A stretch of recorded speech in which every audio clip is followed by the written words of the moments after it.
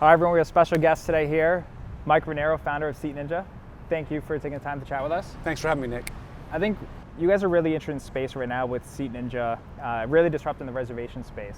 But before you built this innovative company, like where were you before and how did you come up with the concept of building a reservation platform in this space? Yeah, well, I can't take all the credit. I was actually in another industry at the time. And I was asked to invest in this new sort of revolutionary app that was going to compete against OpenTable and take OpenTable down by a couple of the original founders of SeatNinja.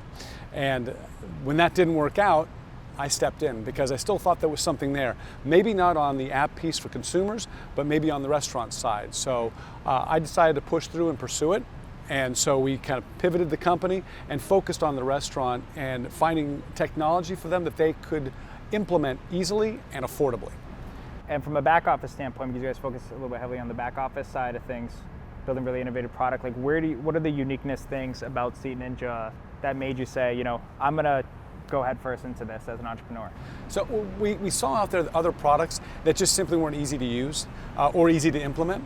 And so we kind of used that as our guiding light to say, okay, we know restaurateurs, technology is not their A game. Right, their A game is the food, the experience, the restaurant. So we should be in the shadows and we should be easy to use. So we use that as our guiding light, really set it up such that in the back office they could set things up once and then forget it. And then have an application that runs at the front of the house that's easy for their hosts to use, that's easy to train on, and fast and simple, and doesn't get in the way. And like what's really interesting though too in your product, to make it like simple is hard. Like people think making something simple is easy, really hard. And as a founder, whether you're in restaurant tech or not, you always want to build and add features. Right. So how do you go about trying to build a product that's simple and easy to use, but with the features that you think are going to be necessary? You know, I think we started with the human. So we looked, and I spent a lot of time in restaurants because I didn't grow up in the restaurant industry. I didn't run a restaurant. I was never a server. Yeah. So I had to do a lot of investigation. And so I went into restaurants and worked with hosts and hostesses, I guess, and watched them do their jobs. And said, how do you do what you do? What's the simplest, boiling down to what you do, what's the simplest way to do that, to do your job and accomplish what you need to accomplish? And so by doing that, and by actually just getting to them and just watching them and listening, we were able to narrow down the tasks that they were responsible for, and trying to push all the technology in the background that they weren't, right? Decisions that are really up to management and policies that are up to management, we put those in the background and then just let them do their jobs and try to give them a way to interact with the guests a little bit more than they would. I mean, if you look at it, old school, right?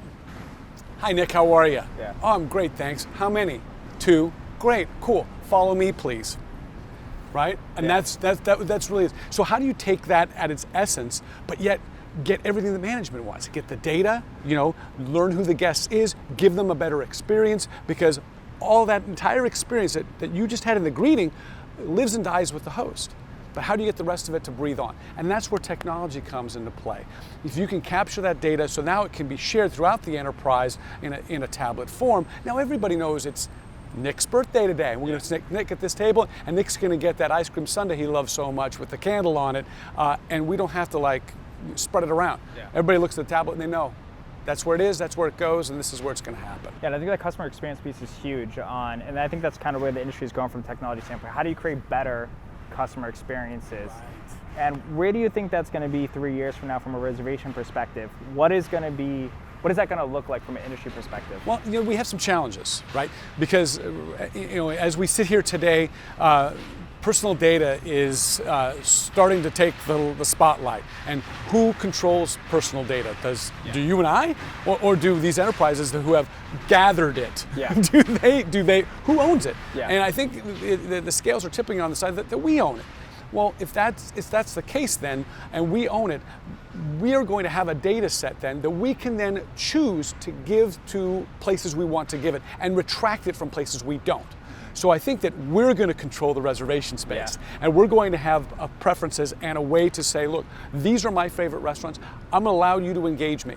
send me what you want, and I'll send you my information when I need to have a reservation, and dictating the type of experience I want. So I think we're going to end up driving it more. Yeah. And I think that's going to make it exciting, a little bit scary for restaurants, because now, their fate might be in our hands. Yeah. But then it gets back to, what type of experience are you creating at your restaurant? Yeah. What type of food? Are your people all good? From the time that I hit the door till the time that I walk out that door, did I have a great time? Was every person on their A game? And that's where I really see it. That's where I really see it going. And then it's going to be up to the restaurants to be able to tie in to that technology that everybody's going to have, whatever that. And how do you guys think about integrations from that tie-in piece from a data perspective? I think they're crucial. I think everybody's trying to, fit in, and fit into an ecosystem. So I think having the cleanest, most robust API is going to be essential. But I also think that companies that are trying to put the whole piece together themselves would be short-sighted if they also don't say, well, you can buy these pieces from us, but gosh, if you didn't like one of these pieces, we have an open API, so plug in the piece that you do want. Right. I think that they'll be more successful that way because they're going to open up their markets rather than saying, well, you take all of our technology or nothing. And what do you guys see because you guys built a really robust waitlist product in addition to full service reservations. Right. So how do you see that mix changing over time? And have you seen any dynamic shifts from like a waitlist perspective in terms of like the way diners are engaging and what they're wanting from a reservation platform? Well, with our waitlist product, as you know, we came up with this jump in line concept, and when we did 6 years ago, it was kind of revolutionary at the time. Yeah. Now it's pretty commonplace, but at the time, really all the jump in line feature was from your mobile device was a reservation, right? It happened to be a reservation at 4:56 based upon your wait time. Yeah, it was just a rolling reservation. So really, it's just a different type of reservation.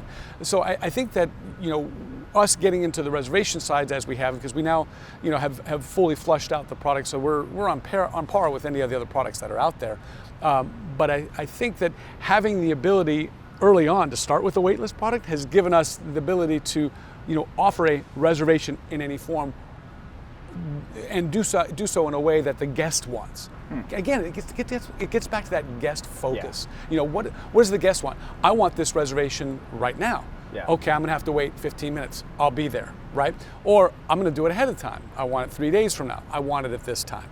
Okay, I can do that as well. And making that whole experience seamless, whether they want it now or whether they want it in the future. The whole point is, when can I expect to be sitting down? Right. And will you meet that expectation? And I think through technology, you have the tools to. Now it's just up to the people. Yeah.